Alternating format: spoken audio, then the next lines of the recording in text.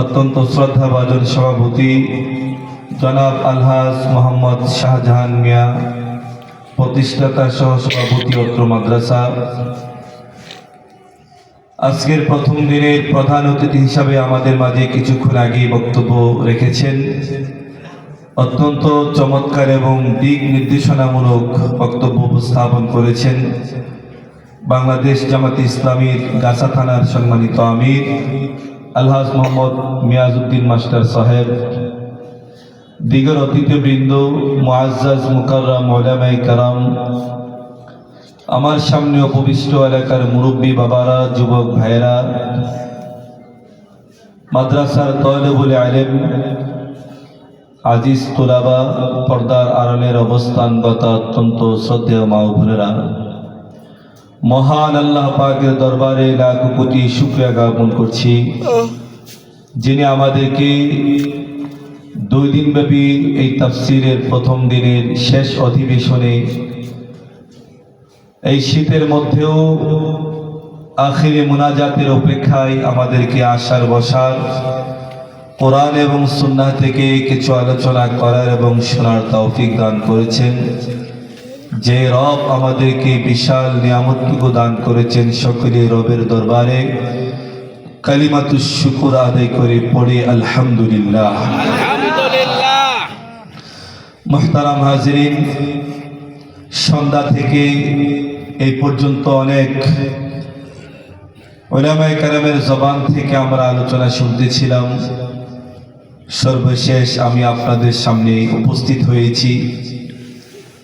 আল্লাহ যদি আমাকে তৌফিক দান করেন, যে আয়াতে কারিমা তেলাওয়াত করেছি, আয়াত এবং হাদিসকে সামনে রেখে অত্যন্ত সংক্ষিপ্তভাবে কিছু কথা বলার, আল্লাহ যেন ইখলাসের সাথে বলার এবং আপনাদেরকেও আমলের নিয়তে শোনার তৌফিক দান করেন। সকলে বলুন আমিন।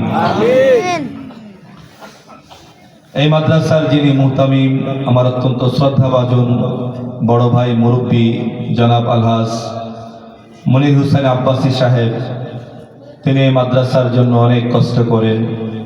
এই মাদ্রাসাকে তিলে তিলে বড় করেছেন। এই মাদ্রাসার সুনাম সুখ্যাতি পুরা গাজীপুরের মধ্যে ছড়িয়ে পড়েছে।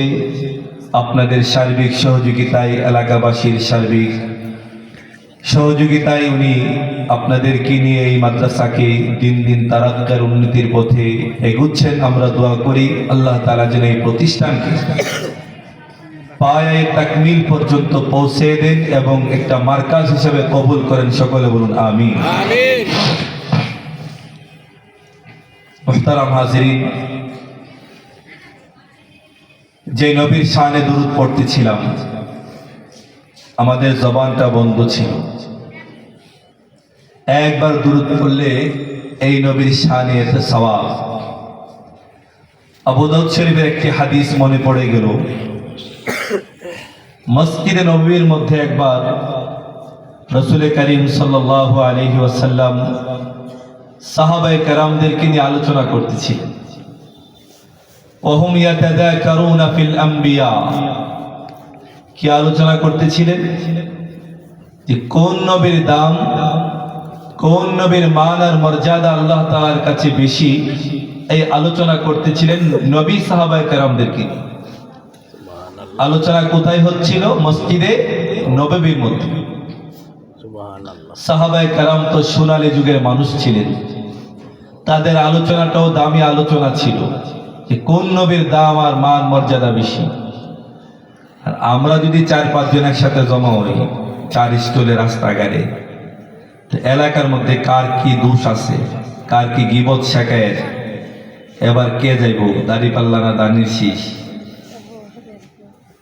যেরকম ঠিক কিনা? ঠিক। কিন্তু সাহাবায়ে কেরাম তো সোনালী যুগের মানুষ ছিলেন, তাদের আলোচনাটাও সোনালী যুগের আলোচনা ছিল। কারণ সাহাবায়ে কেরামকে রাসূল করিম সাল্লাল্লাহু আলাইহি ওয়াসাল্লাম এমন ভাবে তৈরি করেছেন, যেদিন এই ধরার বুকে আগমন করেছিলেন বিশ্ব মানবতার মুক্তির দিশারি, বিশ্ব মানবতার মুক্তির কান্ডারি, নবিউল আরবি ওয়াল আজম, হাবিবে কিবরিয়া, আশরাফুল আম্বিয়া, সাইয়্যিদুল আম্বিয়া, ইমামুল মুরসালিন, রাহমাতুল লিল আলামিন, দো জাহানের নবী, আপনার নবী, আমার নবী, নবিউল আরবি ওয়াল আজম, হাবিবে কিবরিয়া, আশরাফুল আম্বিয়া, সাইয়্যিদুল আম্বিয়া, জনাবে মুহাম্মদুর রাসূলুল্লাহ সাল্লাল্লাহু আলাইহি ওয়াসাল্লাম, যিনি যেদিন এই ধরার বুকে আগমন করেছিলেন। একটু পরে ওই সমাজের মধ্যে মানুষ ছিল, কিন্তু মানুষের মধ্যে মনুষ্যত্ব বোধ ছিল না, মানব ছিল, মানবতা ছিল না, পরিবার ছিল, পারিবারিক বন্ধন ছিল না, সমাজ ছিল, সমাজের বোধ বুদ্ধি ছিল না। সারা পৃথিবীর মধ্যে ছড়িয়ে পড়েছিল হত্যা, অরাজকতা, বিশৃঙ্খলা, বেহায়াপনা, মূর্তি পূজা, দেব পূজা, এমনকি মদ পান, গোত্র সংঘাত, ইফতিজিং সহ সারা পৃথিবীর মধ্যে লুটতরাজ, সন্ত্রাসী, চাঁদাবাদী ছড়িয়ে পড়েছিল এমন একটি বর্বর অসভ্য জাতিকে, যিনি মাত্র 23 বছর সময়ের মধ্যে একটি সোনালী যুগ, খায়রুল কুরুন যুগ উপহার দিয়েছিলেন। এটা এমন কোন শক্তির মাধ্যমে একটা বর্বর অসভ্য জাতিকে পরিবর্তন করে সোনালী জাতি উপহার দিয়েছিলেন? দুনিয়ার কোন তন্ত্র মন্ত্রের মাধ্যমে নয়, দুনিয়ার কোন অলৌকিক শক্তির মাধ্যমে নয়, একমাত্র আল্লাহর কোরআনের মাধ্যমে। যেরকম ঠিক কিনা? এই কোরআন 23 বছর জিন্দেগিতে কোরআনের মেহনত সমাজের মধ্যে, রাষ্ট্রের মধ্যে প্রতিষ্ঠার মাধ্যমে মানুষের দিলকে পরিবর্তন করে। যেই মানুষ আগে মদ খেত, পুত্র সংঘাত, ইফতিজিং, জীবন্ত কন্যা সন্তানকে মাটির মধ্যে পুঁতে ফেলত, এমনকি যেই মানবগুলো রসুলের কল্যাণকে আনার জন্য তৈরি হয়ে গেছে, এই সমস্ত মানব কোরআনের ছায়াতলে আসার কারণে আল্লাহ রসুলের কদমের মধ্যে তাদের মাথাকে নত করে দিয়েছে, রসুলের জন্য জীবন দেওয়ার জন্য প্রস্তুত হয়ে গেছে। যেরকম ঠিক কিনা? আজকেও যদি আমার সমাজের মধ্যে, আমার দেশের মধ্যে, আমার রাষ্ট্রের মধ্যে কোরআনের শিক্ষা, ইসলামের শিক্ষা, ইসলামী আইন বাস্তবায়ন হয়, রব্বে কাবার কসম করে বলি, এই সমাজ, এই রাষ্ট্র, এই দেশ পরিবর্তন হবে। এই দেশের প্রত্যেকটি নাগরিক সুনাগরিকে পরিণত হয়। যেরকম ঠিক কিনা? একটি আদর্শ নাগরিক যদি আমরা গড়তে চাই, একটি আদর্শ নাগরিক যদি আমরা মানুষকে করতে চাই, তাহলে কোরআনের শিক্ষার কোনো বিকল্প নাই। যেরকম ঠিক কিনা? যতদিন পর্যন্ত এই দেশের মধ্যে, রাষ্ট্রের মধ্যে, সমাজের মধ্যে কোরআনের শিক্ষা বাস্তবায়ন না হবে, এই দেশ যখন ইসলামী আইন, কোরআনের আইন দ্বারা পরিচালিত হবে, তখন এই দেশের মানুষগুলো নিরাপদে বসবাস করবে। যেরকম ঠিক কিনা? এই সমাজের মধ্যে চাঁদাবাজি, টেন্ডারবাজি, ইফতিজিং, মদ পান, জুয়া খেলা, পুত্র সংঘাত সবকিছু এই সমাজ থেকে নির্মূল হয়ে যাবে। যেরকম ঠিক কিনা? কোরআনের শাসন ছাড়া সমাজ পরিবর্তন হবে না, মানুষের দিল পরিবর্তন হবে না। আল্লাহ রাসূল যখন কোরআন তেলাওয়াত করেছেন, আল্লাহ তাআলা এর মাধ্যমে মানুষের দিলকে পরিবর্তন করেছেন। সুবহানাল্লাহ। ওই জমানার মধ্যে সাহাবায়ে কেরামের যুগটা ছিল এমন যুগ, খায়রুল কুরুনি করনি সুম্মাল্লাযীনা ইয়ালুনহুম সুম্মাল্লাযীনা ইয়ালুনহুম, যে যুগ সম্পর্কে রাসূল আরবি সাল্লাল্লাহু আলাইহি ওয়াসাল্লাম বলে গিয়েছেন, আমার যুগ শ্রেষ্ঠ যুগ, সাহাবায়ে কেরামের জামানা শ্রেষ্ঠ জামানা, তাবেঈনদের যুগ খায়রুল কুরুনের যুগ। সুতরাং এই জামানার সাহাবায়ে কেরাম তারা মসজিদে নববীর মধ্যে আলোচনা করতেছিলেন কোন নবীর দাম বেশি। মনে আছে তো আপনাদের?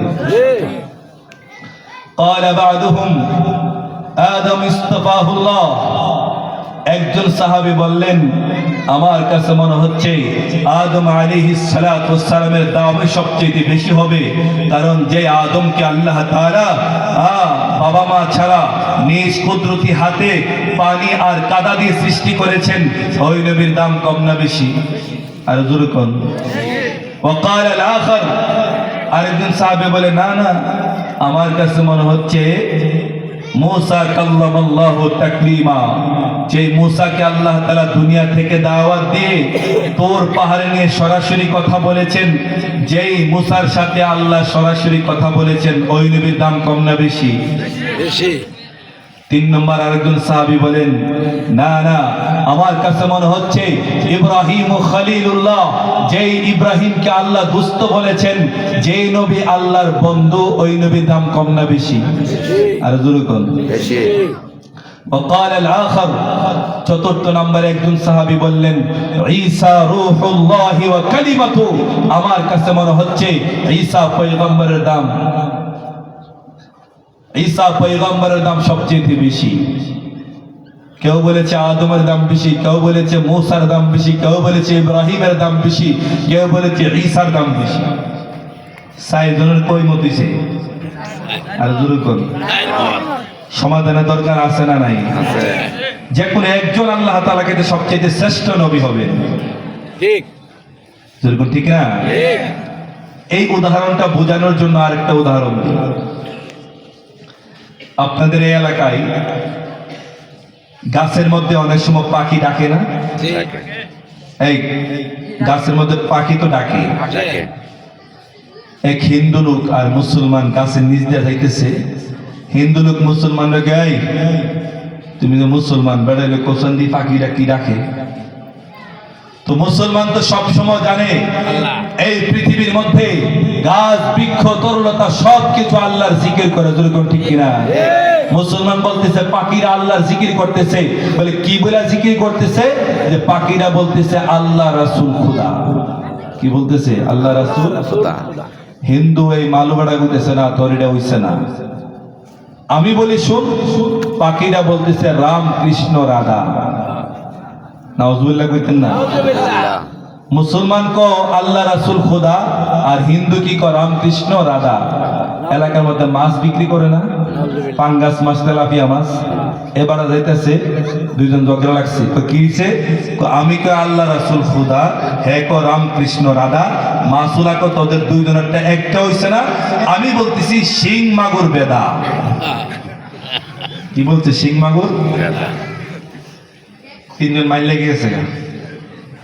তো এলাকার মধ্যে অনেকে পেঁয়াজ রসুন বিক্রি করে না, তখন ও এসে জিজ্ঞাসা করছে, তোমাদের কি হয়েছে? পাখিরা বলতেছে আমি বলতেছি আল্লাহ রাসূল খুদা, হে কো রাম কৃষ্ণ রাধা, মাচ্চা কো শিং মাগুর বেদা। তো পেঁয়াজ রসুন লাবড়া কইতেছে না, তোরা কেউ হইছে না, আমি কইতেছি পাখিরা বলতেছে পেঁয়াজ রসুন আদা। কি কইতাছে? পেঁয়াজ রসুন আদা। তো সাইজনের কমে দিছে আল্লাহ রাসূল খুদা, রাম কৃষ্ণ রাধা, শিং মাগুর বেদা, পেঁয়াজ রসুন আদা। সমাধান তো পাওয়া যায় নাই। ইমাম সাহেব হুজুর আইছে, তো হুজুর একটা সমাধান দেয়া যান। ইমাম সাহেব কো আমার কাছে সমাধান আছে। আমার কাছে সমাধান হলো পাখিরা বলতেছে যার মনে যেটা। সমাধান হয়েছে কিনা? হিন্দুরা সে তো রাম কৃষ্ণ রাধাই বলবে, আর মুসলমান সে তো আল্লাহ রাসূল খুদাই বলবে, যেরকম, ঠিক কিনা? সাহাবায়ে কেরামের মধ্যে কেউ বলতেছে আদমের দাম বেশি, কেউ বলতেছে মুসার দাম বেশি, কেউ বলতেছে ইব্রাহিমের দাম বেশি, কেউ বলতেছে ঈসার দাম বেশি। রাসূল করিম সাল্লাল্লাহু আলাইহি সাল্লাম মসজিদ থেকে হুজরা মুবারক থেকে মসজিদে আসতেছিলেন আর বলতেছিলেন, ও সাহাবায়ে কেরাম, সামি'তু কালামাকুম ওয়া তাআজ্জুবাকুম, আমি রাসূল তোমাদের আলোচনা শুনতেছিলাম আর রাসূল অবাক হয়ে গেলাম। কেন অবাক হলেন? রাসূল বললেন, এই জন্য অবাক হলাম, তোমাদের মধ্যে কেউ বলতেছো আদমের দাম বেশি, কেউ বলতেছো মুসার দাম বেশি, কেউ বলতেছো ইব্রাহিমের দাম বেশি, কেউ বলতেছো ঈসার দাম বেশি, কিন্তু আমি নবী মুহাম্মদের নামটা যে নিলা না। সুবহানাল্লাহ, জোরে কইতেন না? ও সাহাবায়ে কেরাম শোনো, আল্লাহ যদিও আদমকে সফিউল্লাহ বানিয়েছে, मूसाকে কালিমুল্লাহ বানিয়েছে, ইব্রাহিমকে খলিলুল্লাহ বানিয়েছে, ঈসাকে রূহুল্লাহ বানিয়েছে। আমার আল্লাহ আমি বিশ্ব নবী রাহমাতুল লিল আলামিনকে সফিউল্লাহ বানান নাই, কালিমুল্লাহ বানান নাই, খলিলুল্লাহ বানান নাই, রূহুল্লাহ বানান নাই। ওয়া আনা হাবিবুল্লাহি ওয়া লা ফখরা। আমার আল্লাহ আমি বিশ্ব নবী রাহমাতুল লিল আলামিনকে হাবিবুল্লাহ বানিয়েছে। সুবহানাল্লাহ।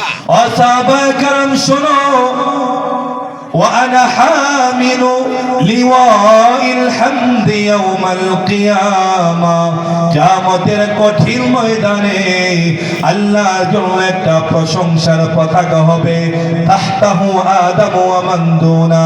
আল্লাহর প্রশংসার পতাকার নিচে আদম থেকে শুরু করে ঈসা পর্যন্ত সমস্ত নবীরা আশ্রয় গ্রহণ করবে। আল্লাহ নবী বিশ্ব নবী রাহমাতুল লিল আলামিন বলেন, ও সাহাবায়ে কেরাম শোনো, কিয়ামতের কঠিন ময়দানে আল্লাহর যে প্রশংসার পতাকা হবে, আল্লাহর প্রশংসার পতাকার যে ঝান্ডা হবে, আল্লাহ কোন নবীর হাতে তুলে দিবেন না। আমার আল্লাহ দয়া করে আমি বিশ্ব নবী রাহমাতুল লিল আলামিনের হাতে আল্লাহর প্রশংসার ঝান্ডা আল্লাহ তুলে দিবে। সুবহানাল্লাহ। ও সাহাবায়ে কেরাম শোনো, কিয়ামতের কঠিন ময়দানে উম্মত যখন পানির তৃষ্ণায় গলা কাটা মুরগের নেই ছটফট করতে থাকবে, আল্লাহ বলবেন, নবী গো আমি আল্লাহ কোন নবীকে হাউজে কাউসারের মালিক বানাই নাই। কিয়ামতের কঠিন ময়দানে আমি আল্লাহ আপনি বিশ্ব নবী রাহমাতুল লিল আলামিনকে হাউজে কাউসারের মালিক বানিয়ে দিয়েছি। সুবহানাল্লাহ। ভাইরা আমার, আল্লাহ নবী বিশ্ব নবী রাহমাতুল লিল আলামিনকে আল্লাহ বলেছেন, উতলু মা উহিয়া ইলাইকা মিনাল কিতাব।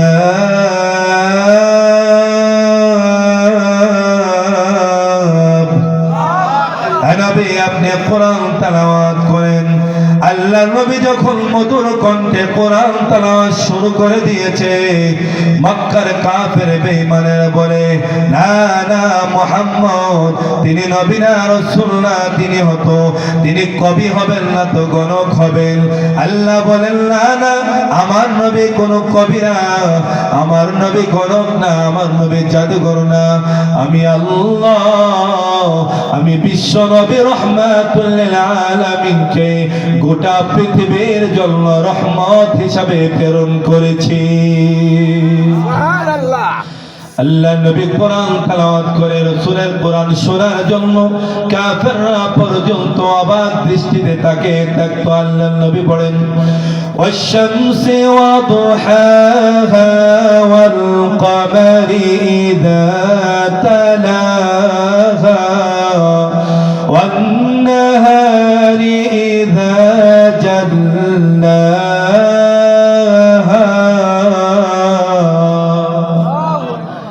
আল্লাহ বলবে গো আপনি তো রাহমাতুল লিল আলামিন, মক্কার কাফেররা আপনাকে পাগল বলে।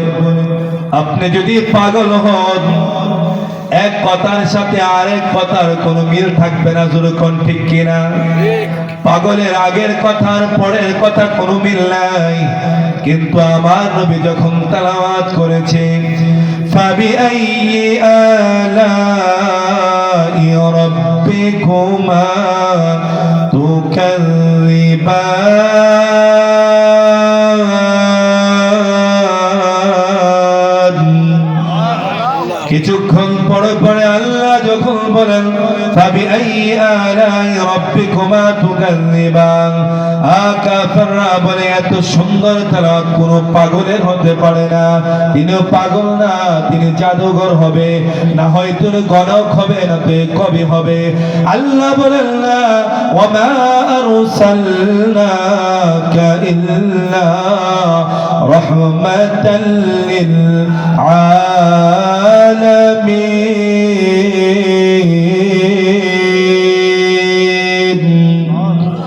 আমি আল্লাহ বিশ্ব নবী রাহমাতুল লিল আলামিনকে আমি আল্লাহ সারা পৃথিবীর জন্য রহমত হিসাবে প্রেরণ করেছি।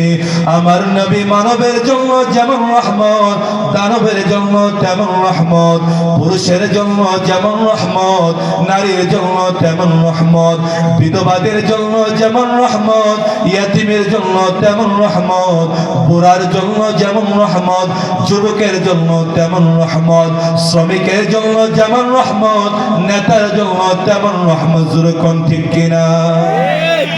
ভাইরা আমার, এক নম্বর আল্লাহ বললেন গো উতলু মা উহিয়া ইলাইকা মিনাল কিতাব। হে রাসূল, আপনার উপরে যে কোরআন নাযিল করেছি আপনি কোরআনকে বেশি বেশি তেলাওয়াত করেন। জোরে কোন ঠিক কিনা? কোরআন তেলাওয়াতের দরকার আছে না নাই? কোরআন তেলাওয়াত কি স্কুল কলেজ ইউনিভার্সিটি শিখায় নাকি? আগে তো আমাদের সময় ইসলাম শিক্ষা ছিল, ওই ইসলাম শিক্ষা বইয়ের মধ্যে কয়েকটা সূরা আমরা মুখস্থ করছি। এখন এই ইসলাম শিক্ষার কোনো বিলই নেই। জোরে ঠিক কিনা? এই কোরআন কোথায় শিক্ষা দেওয়া হয়? জামিয়া রশিদিয়া মাদ্রাসায়। জোরে ঠিক কিনা? কোরআন না শিখলে আপনি নামাজ পড়লে নামাজ হবে? আপনি সারা জীবন নামাজ পড়েছেন, আপনার কোরআন অশুদ্ধ। নামাজ ভাঙ্গার কারণের মধ্যে একটা বড় নামাজ ভাঙ্গার কারণ হচ্ছে নামাজে অশুদ্ধ তেলাওয়াত করা। সারা জীবন নামাজ পড়ে আপনি কপালের মধ্যে কর ফালাই দিচ্ছেন, সর ফালাই দিচ্ছেন, কিন্তু আপনার কোরআন সহি না। এই নামাজকে আল্লাহ দরবারে কবুল হবে? এই কোরআন শিখার দরকার আছে না নাই? আরে জোরে কোন? এটাকে আমার বাচ্চা শিখবে না, আমিও শিখবো। ইন্নাল ওয়ালিদা মাসউলুন আনিল ওয়ালাদি ওয়া ইন্নাল ওয়ালাদা মাসউলুন আনিল ওয়ালিদ। কিয়ামতের কঠিন ময়দানে সমস্ত বাবারা সন্তান সম্পর্কে জিজ্ঞাসিত হবে, সমস্ত সন্তানেরা মা বাবা সম্পর্কে জিজ্ঞাসিত হবে। এই জন্য ভাইরা আমার, আমি নেককার সন্তানের বাবা হতে চাই, কোরআন পড়নেওয়ালা হাফেজ কোরআন আলেমের বাবা হতে চাই। এক নম্বর আমার দায়িত্ব হলো আমি বিবাহ করার আগে ইখতিয়ারুস যাওজাতিস সালিহা, আমার একটা ভালো মা নির্বাচন করতে হবে। জোরে কোন ঠিক কিনা? ভালো মা কোথায় পাওয়া যায়? আরো জোরে কোন? কলেজে, ভার্সিটি, ঢাকা বিশ্ববিদ্যালয়, অক্সফোর্ড ইউনিভার্সিটিতে ভালো মা কোথায় পাওয়া যায়? রাসূল বলেন তুনকাহুল মারআতু লিআরবাইন লিমালিহা ওয়া লিহাসাবিহা ওয়া জামালিহা ওয়া লিদীনিহা ফাসফার বিযাতিদ্দিন তারিবাত ইয়াদাক। হে পৃথিবীর মানবতা শুনো, তুমি যখন সন্তান নেককার সন্তানের বাবা হতে চাও, এক নম্বর তোমার জন্য করণীয় হলো ইখতিয়ারুস যাওজাতিস সালিহা, একটা ভালো মা নির্বাচন করতে হবে। আল্লাহর রাসূল বলেন ভালো মা কাকে বলা হয়? যেই মহিলার মধ্যে চারটি গুণ পাওয়া যাবে সেই হলো ভালো মা। জোরে কোন ঠিক কিনা? এক নম্বর, তোমরা যখন বিবাহ করবে তুনকাহুল মারআতু লিআরবাইন, চারটা গুণ দেখে বিবাহ করবে। লিমালিহা, সম্পদ আছে কিনা, পাঁচতলা দশতলা বাড়ি আছে কিনা, এটা বুঝাইছে? বুঝাইছে আপনি বিবাহ করার পরে আপনার বন্ধু বান্ধব নিয়ে শ্বশুর বাড়িতে গেলে সামাজিকতা রক্ষা করতে পারবে এমন পরিবেশ আছে কিনা। যদি এমন পরিবেশ থাকে ওই নারীকে বিবাহ করো। লিমালিহা ওয়া লিহাসাবিহা, বংশটা ভালো কিনা, বংশের প্রভাব আছে না নাই? ও জামালিহা, সুন্দর কিনা। সবাই যদি হাদিস অনুযায়ী সুন্দরী নারীর বিবাহ করে তো কালার বিবাহ করবো কেনা? সুন্দর দ্বারা যিনি বিবাহ করবেন তার চোখের মধ্যে যেই নারী সুন্দর সেটাই সুন্দর। জোরে কোন ঠিক কিনা? হোক সেটা কালো। 4 নম্বর বলেছে ওয়ালি দীনিহা, দিনদারি আছে কিনা। রাসূল বলেন ফাসফার বিযাতিদ্দিন, এই চারটা গুণের মধ্যে বংশ মোটামুটি বালা, সম্পদ মোটামুটি আছে, সুন্দর মোটামুটি, কিন্তু দিনদারি আছে, মেয়েটা নামাজ পড়ে পর্দায় থাকে, কোরআন তেলাওয়াত করতে জানি। রাসূল বলেন এই দিনদারিকে প্রাধান্য দিয়ে বাকি তিনটাকে মাইনাসের পয়েন্টে রেখে তুমি বিবাহ করো। বিবাহ করার পরে তোমার এই দাম্পত্য জীবনের মধ্যে আল্লাহ তাআলা তোমার ঘরের মধ্যে জান্নাতি পরিবেশ দিয়ে দিবেন। জোরে কোন ঠিক কিনা? আর যদি লাল দিকে ফাল মারছে, টাকা দিকে নাইস মারছে, কদিন পরে জাহান্নামের আগুন ঘরের মধ্যে জ্বলে। জ্বলে কি জ্বলে না? রাসূল বলেন এই সন্তান যদি কোরআন পড়নেওয়ালা হাফেজ আলেম, তুমি বাবা হতে চাও, নেককার সন্তানের বাবা হতে চাও, তোমার প্রথম নম্বরে ঘরের মধ্যে যে স্ত্রী আনবে এই স্ত্রীর মধ্যে এই চারটা গুণ আছে কিনা, দিনদারি আছে কিনা, তোমার ঘরের মধ্যে নামাজ পড়নেওয়ালা, কোরআন তেলাওয়াত করনেওয়ালা, পর্দা করনেওয়ালা নারী আছে কিনা। যদি এমন নেককার নারী থাকে আশা করা যায় এই নেককার নারীর ঔরস থেকে আল্লাহ তাআলা নেককার সন্তান জন্ম দিবেন। যেরকম ঠিক কিনা? দুই নম্বর দায়িত্ব, যেদিন বিবাহ করেছেন ওই দিন স্বামী স্ত্রী যখন ফার্স্ট মিট হয়, প্রথম সাক্ষাৎ, তখন একটা দোয়া পড়ুন না, এটা হাদিসের মধ্যে আছে। ঠিক লাউ আন্না আহাদাকুম ইযা আতা আহলাহু ক্বালা বিসমিল্লাহি আল্লাহুম্মা জান্নিবনা ওয়া জান্নিবিশ শাইতানা মা রাযাকতানা। আল্লাহ নবী, বিশ্ব নবী রাহমাতুল লিল আলামিন বলেন, হে পৃথিবীর উম্মতরা শোনো, যেদিন স্বামী স্ত্রী একসাথে তোমাদের সাক্ষাৎ হবে, প্রথম মিলনে সাক্ষাৎ হবে, ওই সাক্ষাৎটা যেন আল্লাহর নামে হয়। বিসমিল্লাহ, আল্লাহর নামে তোমার দাম্পত্য জীবন শুরু হবে। আল্লাহুম্মা জান্নিবনা ওয়া জান্নিবিশ শাইতানা আলা মা রাযাকতানা। আয় আল্লাহ, আমাদের দাম্পত্য জীবন শুরু হচ্ছে, আমাদের দাম্পত্য জীবনের মধ্যে শয়তানের অনিষ্টতা থেকে আমাদেরকে হেফাজত করেন। এই দাম্পত্য জীবনের মাধ্যমে যদি আপনি সন্তান দিয়ে থাকেন, এই সন্তানকেও আপনি শয়তানের অনিষ্টতা থেকে আপনি হেফাজত করেন। এই দোয়া পড়ে যখন আপনি দাম্পত্য জীবন শুরু করবেন, আপনি লাইফ স্টার্ট করবেন, ফাকুদিয়া বাইনাহুমা ওয়ালাদুন লাম ইয়াদুররুহু। রাসূল বলেছেন এই দোয়া যে পড়েছে তার সন্তান হওয়ার পরে সন্তানকে কখনো শয়তান ধোঁকা দিতে পারবে না। সুবহানাল্লাহ। এই দোয়া পড়ছেন তো? ইনশাআল্লাহ। যারা আরবি পারেন না বাংলাতে পড়বেন। আয় আল্লাহ, স্বামী স্ত্রী দাম্পত্য জীবন শুরু করতেছি, আপনি মেহেরবানি করে আমাদের এই দাম্পত্য জীবনের মধ্যে আপনি বারাকা নসিব করেন। এটা ছিল জন্মের আগে আপনার দায়িত্ব। এখন সন্তান জন্ম হয়েছে, জন্ম হওয়ার পরে এক নম্বর দায়িত্ব হলো তার ডান কানের মধ্যে আজান দিয়ে দাও, বাম কানের মধ্যে ইকামত দিয়ে দাও। আজান ইকামত দেওয়ার প্রচলন সমাজের মধ্যে আছে না নাই? আজান কই দে? রাস্তার মধ্যে না উড়ানের মধ্যে? মসজিদে আজান দে। রাস্তার মধ্যে আজান দেওয়া, বাচ্চা ভূমিষ্ঠ হওয়ার পরে রাস্তার মধ্যে আজান দেওয়া, উড়ানের মধ্যে আজান দেওয়া, এটা সুন্নত না, হাদিসের মধ্যে আসছে কানের মধ্যে আজান দেওয়া সুন্নত। নবজাত সন্তানের কোথায় আজান দেব? রাসূলের গোলাম ছিলেন আবু রাফি মাওলা রাসূলুল্লাহ সাল্লাল্লাহু আলাইহি ওয়াসাল্লাম, তিনি বলেন রাআইতু রাসূলুল্লাহ সাল্লাল্লাহু আলাইহি ওয়াসাল্লাম أذن في أذن الحسن بن علي حين ولدته فاطمة بالصلاة। আল্লাহ নবী, বিশ্ব নবী রহমাতুল লিল আলামিনের কলিজার টুকরা, আদরের দুরানি ফাতেমা রাদিয়াল্লাহু তাআলা আনহা যেদিন হাসান রাদিয়াল্লাহু তাআলা আনহুকে জন্ম দিয়েছে, আবু রাফি বলেন আমি দেখেছি আল্লাহর নবী নানা হইয়া সন্তানের কানের মধ্যে আযান দিয়েছে। হিনা ওয়ালাদাতু ফাতিমা বিসসালাহ, ফাতেমা যেদিন হাসানকে জন্ম দিয়েছে আল্লাহর নবী নানা হইয়া কানের মধ্যে আযান দিয়েছে। বিসসালাহ, কেমন আযান দিয়েছে? নামাজের জন্য যে শব্দের মাধ্যমে আযান দেওয়া হয় হুবহু ওই শব্দের মাধ্যমে নবজাত সন্তান নাতির কানের মধ্যে আল্লাহর নবী আযান দিয়েছে।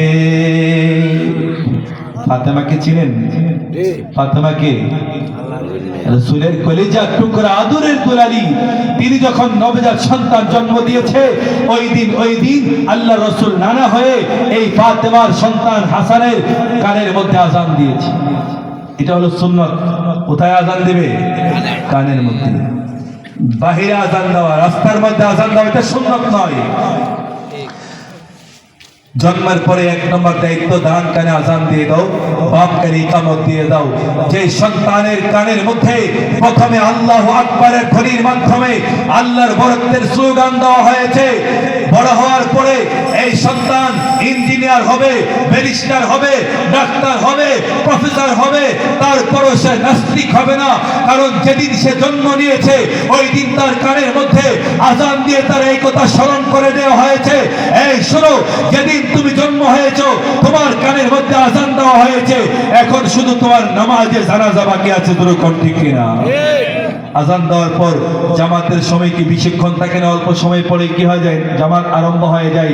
আমাদের তো আজান হয়ে গিয়েছে যেদিন আমরা জন্ম নিয়েছি, এখন শুধু জামাত, এখন শুধু জানাজার নামাজটা বাকি আছে। দুরকম ঠিক কিনা? जिस दिन तू पैदा हुई अजान कामत हो गई, आप तेरे सिर्फ नमाज जनाजा बाकी है, এখন শুধু তোমার জানাজার নামাজ বাকি আছে। ঠিক। জন্মের পরে 1 নম্বর দায়িত্ব। 2 নম্বর দায়িত্ব হলো তাহনিক করানো। কি করানো বলেন? তাহনিক। তাহনিক মানে একটা খেজুর অথবা একটা মিষ্টান্ন কোনো আল্লাহওয়ালা বুজুর্গের কাছে নিয়ে যাবেন, বলে হুজুর আমার ছেলে হয়েছে, আমার নাতি হয়েছে, আমার সন্তানটাকে তাহনিক করিয়ে দিন। হাদিসের মধ্যে এসেছে, বুখারী শরীফের হাদিস, আসমা বিনতে আবি বকর রাদিয়াল্লাহু তাআলা আনহা হামালাত বি আব্দুল্লাহ ইবনে জুবাইর। হযরত আবু বকর সিদ্দিক রাদিয়াল্লাহু তাআলা আনহুর মেয়ে আসমা, নাম শুনেন নাই? আবু বকর রাদিয়াল্লাহু তাআলা নাম শুনছেন? दुनियाए सदाकत में तेरा नाम रहेगा, दुनियाए सदाकत में तेरा नाम रहेगा, सिद्दीक तेरा नाम से इस्लाम रहेगा, सिद्दीक तेरा नाम से इस्लाम रहेगा, दुनियाए अदालत में तेरा नाम रहेगा, फारूक तेरा नाम से इस्लाम रहेगा, फारूक तेरा नाम से इस्लाम रहेगा, इस्लाम से तो परश मुनि तारिक पेचे खुजे, परश ताहार सुना हलो जारा तादरई मोरा खुजी। যেরকম ঠিক কিনা? বলেছেন হযরত রাসূল শেষ পয়গম্বর, আমার পরে যদি নবী হতো কেউ হতো ঠিক সেই উমর, আমার পরে যদি নবী হতো কেউ হতো ঠিক সেই উমর। অর্ধ পৃথিবী শাসন করেছেন যিনি ধুলির তখতে বসে, খেজুরের পাতার প্রাসাদ তাহার বারে বারে গেছে খুশি, খেজুরের পাতার প্রাসাদ তাহার বারে বারে গেছে খুশি, শুধু আঙ্গুল হেলনে শাসন করেছেন যিনি এ জগতের, দিয়েছিলেন ফেলে মুহাম্মাদের চরণ সে শামশির, দিয়েছিলেন ফেলে মুহাম্মাদের চরণ সে শামশির। আবু বকর সিদ্দিক রাদিয়াল্লাহু তাআলা আনহুর মেয়ে আসমা বলতেছেন, আমি যখন আমার হামালাত বি আব্দুল্লাহ ইবনে জুবাইর, আব্দুল্লাহ ইবনে জুবাইরের সাথে যখন আমি সংসার করেছি, আমার গর্ভের মধ্যে যখন বাচ্চা এসেছে, ফাহামালতু আতাইতুল মদিনা ফাখরাজতু, আমি মদিনা থেকে, আমি মক্কা থেকে হিজরত করে মদিনাতুল মুনাওয়ারায় চলে আসলাম। وأتيت بقباء ونزلت بقباء, আমি মদিনার অদূরবর্তী কুবা নামক মসজিদ আছে, আপনারা যারা হজ করেছেন, উমরা করেছেন, কুবা মসজিদ, এই মসজিদের কাছে চলে আসলেন। তিনি বলেন ওয়াজাতু ফাওয়ালাদাতহু, আমি কুবা নামক জায়গার মধ্যে সন্তান প্রসব করেছি। একটা ধরছে এটা ক্লিয়ার করে, ফাআতাইতু বিহিন নবী সাল্লাল্লাহু আলাইহি ওয়াসাল্লাম, আমার এই সন্তানকে রাসূলের দরবারে নিয়ে গেলাম। ওয়াজাতু বিহাদিরিহি, আল্লাহর রাসূলের কোলের মধ্যে আমার সন্তানকে রেখে দিলাম। সুবহানাল্লাহ। ইয়া রাসূলুল্লাহ, ইয়া হাবিবাল্লাহ, আল্লাহর নবী বিশ্ব নবী রাহমাতুল লিল আলামিন আমার নবজাত সন্তান ভূমিষ্ঠ হয়েছে। ইয়া রাসূলুল্লাহ, আমি চাই আমার সন্তানকে আপনি নিজ জবানের মাধ্যমে তাহনীক করাবেন। আল্লাহর নবী আসমার সন্তানকে কোলে নিয়ে ফাদা বিতামারাতিন, আল্লাহর নবী বলেন সাহাবায়ে কেরাম খেজুর নিয়ে আসো। সাহাবায়ে কেরাম খেজুর নিয়ে আসলেন। আসার পরে সুম্মা মাদাগাহা সুম্মা তাফালা ফিহি, আল্লাহর নবী খেজুরটাকে চাবাইলেন। চাবানোর পরে খেজুরের যে মিষ্টান্ন আছে এই মিষ্টান্নকে আসমার সন্তান নবজাত সন্তানের এই তালুর মধ্যে, উপরের তালুর মধ্যে লাগিয়ে দিয়েছে। আল্লাহর নবী বিশ্ব নবী রাহমাতুল লিল আলামিন বলেন এই মদিনার মধ্যে সর্বপ্রথম যে ইসলামের উপর সন্তান ভূমিষ্ঠ হয়েছে সেই সন্তান হলো আসমার সন্তান। এই সন্তান আমার জবানের মাধ্যমে তাহনীক করানোর মাধ্যমে আল্লাহ রাব্বুল আলামিন এই সন্তানের মুখের মধ্যে আল্লাহর পক্ষ থেকে বরকত দান করে দিয়েছে। সন্তান যদি বরকতওয়ালা সন্তান চান, নেককার সন্তান চান, সন্তান ভূমিষ্ঠ হওয়ার পরে এই সন্তানকে কোনো আল্লাহওয়ালা বুজুর্গের জবান থেকে তাহনীক খেজুর এবং মিষ্টান্ন এটাকে তাহনীক করানোর চেষ্টা করবেন। আবু মুসা আশআরী রাদিয়াল্লাহু তাআলা আনহু তিনি বলেন বুলিদালি গোলাম, আমার সন্তান ভূমিষ্ঠ হয়েছে। ফাতাইতু বিহিন নবী সাল্লাল্লাহু আলাইহি ওয়াসাল্লাম, আমার আল্লাহর রাসূলের কাছে আমার সন্তানকে নিয়ে গেলাম। আল্লাহর রাসূল আমার সন্তানের নাম রেখেছে, আমার হান্নাকাহু ওয়া সাম্মাহু ইব্রাহিম, আমার সন্তানকে তাহনীক করিয়েছেন, আমার সন্তানের নাম রেখেছেন ইব্রাহিম। সুবহানাল্লাহ, সুবহানাল্লাহ। কি নাম রাখছে? ইব্রাহিম। আর আমাদের সন্তানের নাম আমরা কি রাখি? সোল্টো, বল্টু, বেবি, টিক্সি, যেরকম ঠিক কিনা? পাপ্পু আর বাপ্পু রাখি। আমার কাছে এক লোক আসছে, গিয়ে বলছে হুজুর আমার সন্তানের নাম রাখছি পাপ্পু। কইছে পাপ্পু শব্দের অর্থ কি? কইছে ডিকশনারি খুইলা দেখে পাপ্পু শব্দের অর্থ হচ্ছে আদরের কুত্তার বাচ্চা। নাউজুবিল্লাহ, নাউজুবিল্লাহ মিন যালিক। এবারে শব্দের নাম রাখছে পাপ্পু, কিন্তু পাপ্পু নামের অর্থ কি? আদরের কুত্তার বাচ্চা। তাকে বললাম যে নাম যে রাখছেন এই নামের অর্থ হচ্ছে আদরের কুত্তার বাচ্চা। কি কোন আপনি? কিয়ামতের কঠিন ময়দানে আল্লাহ রাব্বুল আলামিন ডাক দিবেন, হে পৃথিবীর মানবতা, দুনিয়ার মধ্যে যার নাম আব্দুল্লাহ ছিল, যার নাম আব্দুর রহমান আর আব্দুল গফফার ছিল, আল্লাহ ডাক দিয়ে বলবেন আরে বান্দা, আজকে আমি যদি তোমাকে জাহান্নামের আগুনে জানাই, আমার আল্লাহর রহমান নামের কলঙ্ক হবে, গফফার নামের কলঙ্ক হবে। তোমার নাম তো ছিল আব্দুর রহমান, তোমার নাম ছিল আব্দুল গফফার। আজকে তুমি আমার নামের সাথে তোমার নাম রাখার কারণে আমি আল্লাহ তোমাকে ক্ষমা করে আমি আল্লাহ তৈরি জান্নাত তোমার জন্য রিজার্ভ করে রেখে দিয়েছি। এজন্য নাম রাখতে হবে ভালো নাম, ঠিক কিনা? 2 নম্বর দায়িত্ব। 3 নম্বর দায়িত্ব হলো 7 দিন যখন হবে আপনার সন্তানকে আকিকা করাবেন। كل غلام رهين بعقيقته, আল্লাহ নবী বিশ্ব নবী রাহমাতুল লিল আলামিন বলেন প্রত্যেকটা সন্তান যেদিন ভূমিষ্ঠ হয় আকিকার সাথে তার বিপদ আপদ ঝুলন্ত থাকে। আকিকা করার মাধ্যমে আল্লাহ রাব্বুল আলামিন এই সন্তানের উপর থেকে বিপদ আপদ আল্লাহ সরিয়ে দেয়। এই জন্য 7 দিনের দিনে আকিকা করবে। ওই ইহলাকু রাসুহু ওয়া ইউসাম্মা, তার সুন্দর একটা নাম রাখবে, মাথাটা মুন্ডায় দিবে। 7 দিনের দিন আকিকা করবে, মাথা মুন্ডাবে আর সুন্দর একটা কি রাখবে? নাম রাখবে। এখন 7 দিনের দিন আপনি আকিকা করতে পারলেন না, বলছেন লি আরবা আশার, 14 দিনের মাথায় আপনি আকিকা করবেন, আউলি 21 অথবা 21 দিনের মাথায়। 7 দিন, 14 দিন, 21 দিন, এই 3 তারিখে যদি আপনি আকিকা করেন আপনার আকিকার সন্তানের আকিকা এটা সুন্নত আদায় হয়ে যাবে। এছাড়া আপনি আকিকা করলে সুন্নত আদায় হবে না, অন্যান্য সদকার মতো সদকা হবে। আচ্ছা, এখন আগে কিসের মাধ্যমে করবেন? আম্মা যে আয়েশা বলেন, আন্না রাসূলুল্লাহ সাল্লাল্লাহু আলাইহি ওয়াসাল্লাম আমারাহুম আনিল গুলামি শাতান মুকাফাতান ওয়া আনিল জারিয়াতি শাতুন।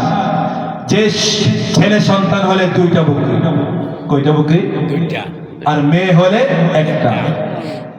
এখন ছেলে হইছে, সামর্থ্য নাই, একটা দিলেও চলবে, একটা দিলেও কি চলবে। রাসূল বলেন, আক্কা রাসূলুল্লাহ সাল্লাল্লাহু আলাইহি ওয়াসাল্লাম বিল হাসান বিশাতিন। আল্লাহ রাসূলের নাতি যে ফাতেমা জন্ম দিয়েছে হাসানকে, এই হাসানের আকিকা করেছেন রাসূল একটা বকরির মাধ্যমে। এখান থেকে পরিষ্কার হয়েছে যে ছেলে হলে একটা বকরি দিয়ে আকিকা দিলেও সুন্নত কি হয়ে যাবে? আদায় হয়ে যাবে। এখন এই বকরি যে দিবেন, এটা কি সাগি দিবেন না খাসি দিবেন? লা ইয়াদুরুকুম যুকরানান কুননা আম ইনাসান। এটা আপনার বেড়া হোক বা বিড়ি হোক, সাগি হোক বা খাসি হোক, কোনো সমস্যা নেই, কিন্তু 1 বছর বয়সী তো হবে। কে দিব? 1 বছর। আর যুরুকুন 1 বছর। 1 বছরের একদিন কম হলে যেরকম কুরবানি হয় না, 1 বছরের একদিন কম হলো আকিকা হবে না। বুঝে আসছে? ঠিক। আল্লাহ নবীর সাহাবী আব্দুল্লাহ ইবনে আব্বাস বলেন, ইয়া রাসূলুল্লাহ ইয়া হাবিবাল্লাহ قد علمنا ما حق الوالد على الولد فما حق الولد على الوالد يا رسول الله يا حبيب الله। আল্লাহ নবী গো, আমরা ইতিপূর্বে শুনেছি একজন মা বাবার উপর সন্তানের কি দায়িত্ব, মা বাবার ক্ষেত্রে সন্তানের কি দায়িত্ব, এটা আমরা বুঝেছি। এখন জানতে চাই, ফামা হাক্কুল ওয়ালাদি আলাল ওয়ালিদ, মা বাবার উপর সন্তানের বেলায় আরো দায়িত্ব আছে, সেটা আমরা জানতে চাই। আল্লাহ নবী বিশ্ব নবী রাহমাতুল লিল আলামিন বলেন, ও সাহাবী শুনো, মা বাবার উপর সন্তানের বেলার দায়িত্ব হলো আইয়ুহসিনা ইসমাহু ওয়া আইয়ুহসিনা আদাবাহু। মা বাবা সন্তানকে সুন্দর একটা নাম রাখবে, ওয়া আইয়ুহসিনা আদাবাহু, এবং সন্তানকে আদব কায়দা শিষ্টাচার শিক্ষা দিবে। যেরকম ঠিক কিনা? আল্লাহ নবী বিশ্ব নবী রাহমাতুল লিল আলামিন বলেন, তোমার সন্তান যখন ছোট থাকবে, তোমার সন্তানকে 3টা জিনিসের শিক্ষা দেবে। 1 নম্বর শিক্ষা হলো হুব্বু নবিয়িকুম, নবীর ভালোবাসার শিক্ষা দিবে, ওয়া হুব্বু আহলি বাইতিহি, নবীর পরিবারের ভালোবাসা শিক্ষা দিবে, ওয়া কিরাআতিল কুরআন, সন্তানদেরকে কোরআনের শিক্ষা দিবে। কিসের শিক্ষা? আরো জোরে কোন, আরো জোরে কোন। শিক্ষা। বাবাই কোরআন পারে না, সন্তানকে কিসের কোরআনের শিক্ষা দিবে? আরে বাবার বয়স 30 বছর, 40 বছর, 50 বছর হয়ে গিয়েছে, বাবা কোরআন পড়তে পারে না, নামাজ পড়তে পারে না, এমন বাপ মা আছে না নাই? কদম সোয়ে মরকদো নজর সোয়ে দুনিয়া किधर जाना है किधर जा रहे हो किधर जाना है किधर जा रहे हो। 1 কদম কবরে আছে, আরেক কদম জমিনের মধ্যে আছে। এখনো নামাজ পড়ে না, এখনো রোজা রাখে না, এখনো দাড়ি রাখে না। আল্লাহ বলে, রে বান্দা, এখনো কি আমি আল্লাহর কথা তোমার স্মরণ হয় না? এখনো কি কিয়ামতের কঠিন মাঠে যে আমি আল্লাহ আযাব রেখে দিয়েছে, আমি জাহান্নামের আযাবের কথা কি স্মরণ হয় না? আমি আল্লাহর কুদরতি আদালতের সামনে দাঁড়িয়ে তোমার জীবনের সব হিসাব তোমার দিতে হবে, এই কথার স্মরণ কি তোমার আসে না? এই জন্য কবি বলেছেন, 1 কদম কবরে আছে, আরেক কদম তোমার জমিনে আছে। এখনো কি নামাজ পড়ার সময় হয় না রে বান্দা? এখনো কি আমি আল্লাহর কাছে তোমার জীবনে অপরাধের কথা স্মরণ করে তওবা করার সময় কি তোমার আসে নাই? তুমি দেখো তোমার এলাকার মধ্যে কত টাকাওয়ালা, পয়সাওয়ালা, পদ পদবিওয়ালা ছিল, আজকে তারা গোরস্থানের ভাঙ্গা কবরের মাটির পোকা মাকড়ের খোরাক হয়েছে। যেরকম ঠিক কিনা? कैसे कैसे ताजदारा कैसे कैसे ताजदारा बादशाह चल गया वो खजाना बाला खाना शान शौकत क्या हुए ओ खजाना बाला खाना शान शौकत क्या हुई কত রাজা বাদশা ছিল কত টাকাওয়ালা ছিল কত পয়সাওয়ালা ছিল পদ পদবীওয়ালা ছিল আজকে তারা মরার পরে গোরস্থানের ভাঙ্গা কবরের পোকা মাকড়ের খোরাক হয়েছে ওরা লাগবে কি লাগবে না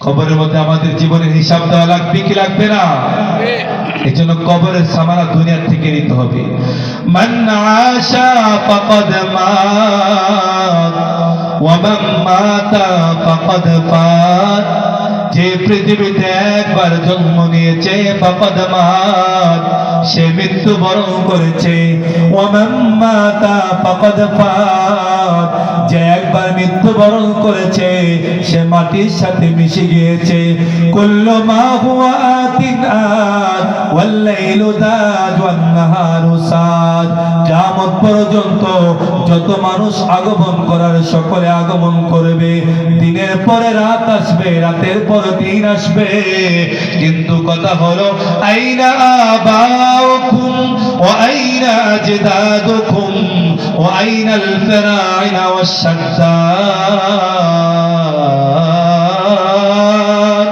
তোমার বাবার আজকে কোথায় তোমার দাদারা পরদাদারা আজকে কোথায় আজকে ফেরাউন কোথায় নমরুদ কোথায় শাদ্দাদ হামান আর কারুন কোথায় তারা যেই পথের পথিক হয়েছে আমার আপনারও সেই পথের পথিক হতে হবে জোরে কোন ঠিক কিনা এই জন্য ভাইরা আমার আল্লাহর নবী বিশ্ব নবী রাহমাতুল লিল আলামিন পৃথিবী থেকে যেদিন বিদায় হয়ে যাবে আল্লাহর নবীকে কাপড় দিয়ে আকৃষ্ট করে রেখে দিয়েছে আল্লাহর নবীর মাথায় বড় ব্যথা বুকে বড় ব্যথা আল্লাহর নবী ফাতেমাকে ডাক দিয়ে বলে ফাতেমা দরজার দিকে তাকিয়ে দেখো কে জানি আমাকে বারবার সালাম দেয় আর ঘরের ভিতরে ঢোকার জন্য অনুমতি চাই ফাতেমা রাদিয়াল্লাহু তাআলা আনহা দরজার দিকে তাকালে আল্লাহ রাব্বুল আলামিন আজরাইলের পরে সুরতরা ফাতেমার চোখের সামনে তুলে দিয়ে দিয়েছে ফাতেমা চিৎকার দিয়ে বলেছে ইয়া রাসূলুল্লাহ ইয়া হাবিবাল্লাহ উনি কে গো ওনাকে আমি চিনতে পারলাম না মক্কা মদিনা কোন চেহারার সাথে তার চেহারার মিল দেখা যায় না আল্লাহর নবী ডাক দিয়ে বলে ফাতেমা হাদা মালাকুল মাউত হাদা হাজিমুল লাজ্জাত হে ফাতেমা তুমি তাকে চিনবা না উনি দুনিয়ার কেহ না উনি হলেন মালাকুল মাউত আজরাইল আলাইহিস সালাম ফাতেমা চোখের পানি ছেড়ে দিয়ে বলে আল্লাহ উনি যদি মালাকুল মাউত হয়ে থাকে এই মুহূর্তে আমি ঘরের দরজা জানালা সব বন্ধ করে দেব কারণ আমার আব্বা অনেক দিন ধরে অসুস্থ এই মুহূর্তে আজরাইল কেন আমার বাবার জান কবজ করার জন্য আসলো না না আমি দেব না ঘরের দরজা জানালা সব বন্ধ করে দেব আল্লাহ নবী ডাক দিয়ে বলে ফাতেমা দরজা জানালা বন্ধ করতে পারো কিন্তু আজরাইলকে আটকে রাখার ক্ষমতা তোমার নাই জোরে কোন ঠিক কিনা ফাতেমা আমি নবী পারমিশন দিয়েছে যাও আজরাইলকে বলো ঘরের ভিতরে আসার জন্য আজরাইল ঘরের ভিতরে এসে আল্লাহর রাসূলকে সালাম দিয়েছে আসসালামু আলাইকা ইয়া রাসূলুল্লাহ আল্লাহ নবী সালামের উত্তর দিয়ে চোখের পানি ছেড়ে দিয়েছে আজরাইল বলে ইয়া রাসূলুল্লাহ আপনি কেন কাঁদলেন গো নবীজি আজরাইলের জবাবে রাসূল বলেছে আজরাইল আমি যাব কি যাব না একটু অপেক্ষা করো জিবরাইল আসার আগ পর্যন্ত অপেক্ষা করো মুহূর্তের মধ্যে জিবরাইলের আগমন ঘটেছে আল্লাহ নবী জিবরাইলকে ডাক দিয়ে বলে হে জিবরাইল আজরাইল বলেছে আমার নাকি যাবার সময় হয়েছে তুমি কি বলো আল্লাহ নবী ডাক দিয়ে বলেন হে জিবরাইল আমি এখন কি চলে যাব না দুনিয়াতে থাকব জিবরাইল ডাক দিয়ে বলে ইয়া রাসূলুল্লাহ ইয়া হাবিবাল্লাহ আল্লাহ নবী গো ইন্নাকা মাইয়িতুন ওয়া ইন্নাহুম মাইয়িতুন হে নবী আপনিও মরণশীল, আপনার দুশমন যারা আছে তারাও মরণশীল। আল্লাহর নবী একথা শোনার পরে চোখের পানি ছেড়ে দিয়েছে। জিবরাইল ডাকতে বলে, ইয়া রাসূলুল্লাহ, আপনি বিশ্ব নবী, আপনার চোখের পানি আমি জিবরাইল বরদাস্ত করতে পারি না, আপনি কি ফাতেমার জন্য কাঁদেন? আল্লাহর নবী বলে, জিবরাইল আমি ফাতেমার জন্য কাঁদি না, আপনি কি হাসান হুসাইনের জন্য কাঁদেন? বলে, না না, আমি হাসান হুসাইনের জন্য কাঁদি না, উম্মতের জন্য কাঁদেন। আল্লাহর নবীকে বলে, ইয়া রাসূলুল্লাহ, আপনি যদি উম্মতের জন্য কাঁদেন, আমি জিবরাইল এই মুহূর্তে আপনাকে সুসংবাদ দিতে চাই, আপনার পৃথিবীর মধ্যে প্রান্ত প্রান্ত থেকে উম্মতের খবর মুহূর্তে মুহূর্তে আমি রওজা ধারে পৌঁছে দেব। আল্লাহর নবী বলে, জিবরাইল আমি ফাতেমার জন্য কাঁদি না, হাসান হুসাইনের জন্য কাঁদি না, উম্মতের খবর পাবো কি পাবো না এই জন্য কাঁদি না। কেন কাঁদেন গো নবীজি? আল্লাহর নবী বলেন, আরে জিবরাইল আমি কাঁদি এই জন্য, যতদিন আমি পৃথিবীতে ছিলাম আল্লাহর সাথে আমার একটা ওয়াদা ছিল। কি ওয়াদা? আল্লাহ বলেছে, নবী গো আপনি যতদিন পর্যন্ত পৃথিবীতে থাকবেন আপনার উম্মতকে একসাথে গজব দিয়ে আমি শেষ করব না। এই মুহূর্তে যদি আমি পৃথিবী থেকে চলে যাই আমার উম্মতের জিম্মাদার কে হবে? আমার উম্মতকে কে দেখবে? আল্লাহ ডাকতে বলে, জিবরাইল আমার বন্ধুকে জানিয়ে দাও তার উম্মতের মধ্যে যারা 5 ওয়াক্ত নামাজ পড়বে আমি স্বয়ং আল্লাহ তাদের জিম্মাদার হয়ে যাব। সুবহানাল্লাহ। এই জন্য ভাইয়ের আমার 5 ওয়াক্ত নামাজ পড়ার চেষ্টা করবো তো ইনশাআল্লাহ। সন্তানদেরকে কোরআন শিক্ষা দিবে তো ইনশাআল্লাহ। আমরা নিজেও কোরআন শিক্ষা করব, সন্তানদেরকে কোরআন শিক্ষার ব্যবস্থা করে দেব। জামিয়া রশিদিয়া এতিমখানা মাদ্রাসার মধ্যে সন্তানকে পাঠিয়ে দিব। আমার সন্তান যখন হাফেজ হবে, আমার সন্তান যখন আলেম হবে, আল্লাহ বলবেন হাফেজে কোরআন যাও 10 জন হাত 10 জন কাট্টা জাহান্নামীকে নিয়ে জান্নাতে চলে যাও। আর আলেম হওয়ার পরে বলবেন তামাইয়াজু ইয়া মাশারাল উলামা, হে উম্মতের উলামায়ে কেরাম, আপনার সিনার মধ্যে আমি আল্লাহ ইলম দিয়েছি, আপনাকে আমি কিয়ামতের কঠিন ময়দানে নবীগণ সুপারিশ করবে। ইয়াশফাউ ইয়াউমাল কিয়ামাতি সালাসা আল আমবিয়া সুম্মা শুহাদা সুম্মা আল উলামা। কিয়ামতের কঠিন ময়দানে নবীগণ সুপারিশ করবে, শুহাদায়ে কেরাম সুপারিশ করবে, আলেমরা সুপারিশ করবে। আলেমরা কি পরিমাণ সুপারিশ করবে? আল্লাহ বলবেন আলেম যে পরিমাণ সুপারিশ করবে আমি আল্লাহ তার সুপারিশ কবুল করে এই পরিমাণ জাহান্নামীকে জান্নাতের ফয়সালা করে দেব। সুবহানাল্লাহ। যিনি হাফেজ বানাবেন, আলেম বানাবেন, দুনিয়া তো শান্তিতে থাকবেন, পরকালেও শান্তিতে থাকবেন। আর জামিয়া রশিদিয়া মাদ্রাসা, এই মাদ্রাসার মধ্যে যারা বিভিন্ন ভাবে সাহায্য সহযোগিতা করেন, টাকা দিয়ে, পয়সা দিয়ে, অর্থ দিয়ে, শ্রম দিয়ে, সময় দিয়ে, বুদ্ধি পরামর্শ দিয়ে, সন্তান দিয়ে, আল্লাহ যেন সকলকে দ্বীনের জন্য কবুল করেন। সকলে বলুন আমিন। ওয়া আখিরু দাওয়ানা আনিল হামদুলিল্লাহি রাব্বিল আলামিন।